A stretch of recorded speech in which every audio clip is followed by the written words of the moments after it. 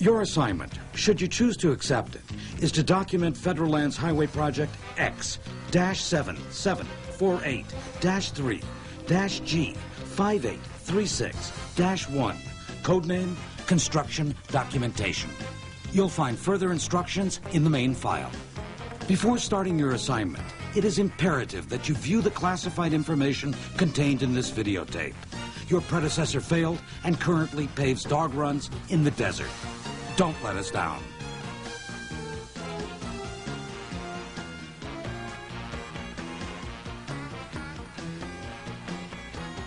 Shooting good video doesn't have to be a mission impossible. Hi, I'm Bob Byheller, and I've been a video producer for over 20 years. I picked the scenes you just viewed because they're good examples of bad video. You can't really see what's going on. The camera really never stops moving long enough to focus on anything. Here we see where someone spent hours videotaping construction, and the result was very little of it was usable. Also, there will never be another chance to document this event. The video you shoot on a project is used in a variety of ways. Most importantly, it's used to document the when and where of daily construction activities. It can also be used to settle disputes between us and a contractor. This means it must be good enough to serve as evidence in court. It could also be used for in-house training and could ultimately be part of a video seen by the public. This video will show you what good video documentation should look like and give you some ideas on how to get the job done. Before you begin, always check your equipment. Fresh batteries? Make sure they are recharged each day. Sufficient videotape? This is also a good time to remember to label the tape. Is your lens clean?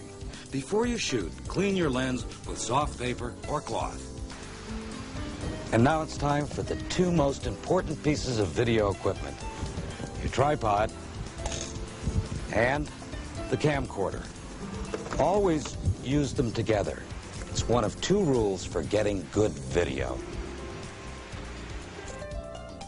As steady as you think you can hold a camera, when compared to the tripod, your video will look like an earthquake just hit. The second rule is never zoom or pan. Static shots are easier to shoot and much easier to watch. Now why don't we go out to the construction site?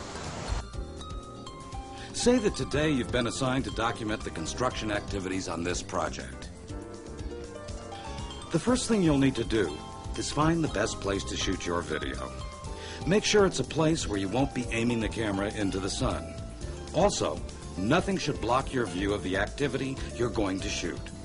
Now you're ready to tape. With your camera on the tripod, check your camera controls. Generally, leave your camera's white balance, exposure, and focus in the automatic mode. At the beginning of each scene, say where and what you are taping. It's a concrete pour, east abutment on the Pine Creek Bridge. And make sure to shoot each scene with the time and date for legal purposes. Of course, all our video needs are not for settling disputes. Documenting some activities without the time and date is greatly appreciated. Let each shot run for at least 30 seconds. There are three basic video shots that can be used to properly document an activity: a wide shot, a medium shot, and a close-up.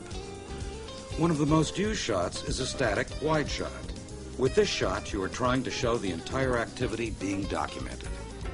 Use the zoom control to set the camera for the widest shot. Then pan left and right until it is correctly framed. In other words, you see just the things you want to see. In a wide shot, that means you can see all phases of the work in relation to each other. Remember, what you see in the viewfinder is what you get. Notice what happens when too much sky is in the picture. The camera adjusts automatically to that bright part of the picture, making everything else too dark. But by moving the camera so we see very little of the sky, the rest of the picture lightens and can be seen. Next, you might want to get medium shots of individual pieces of equipment working. A medium shot isolates individual activities. By panning and using the zoom control, you can arrange your shot. Not too close, but not back too far either. Just right. Then, if necessary, you'll want a close-up shot of the work. A close-up shot shows the work in great detail. Again, don't forget to tape each of these activities with the time and date. Many times you'll find that you can't take all the video you need from one position. Move to as many locations as needed to complete the documentation.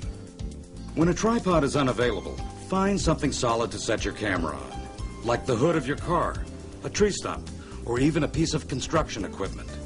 By using a piece of clothing, you can easily aim the camera at your subject. If you must hand-hold your camera, make sure your weight is evenly placed over your feet. Keep your elbows close to your sides. If possible, find something solid to lean against. Never zoom in for a close-up shot when you hand-hold your camera. Instead, walk up to the action with the camera zoomed out to a wide shot. This keeps your shot as steady as possible. The only time you should pan with your camera is to follow action. When you do, remember not to use a close-up shot and leave room for the action. Don't let the action bump into the edge of the picture. Although you're not quite ready for Hollywood, follow these simple tips and you'll be able to shoot good video. Video that not only documents your work, but video that you'll be able to show to others. Now let's recap. Check your batteries. Make sure they are fully charged. Use new videotape and make sure tapes are properly labeled. Clean your lens before taping. If you're on a particularly dusty construction site, clean it more often. Leave all settings, white balance, exposure, and focus on automatic. Never shoot into the sun. Make sure it's at your back. Use a tripod to stabilize your camera. If one isn't available, find something to steady you and your camera. Never zoom unless there is no alternative. Shoot a wide shot, medium shot, or close-up instead. Pan only to follow an action. Follow these video tips and you'll be shooting video like a pro in no time.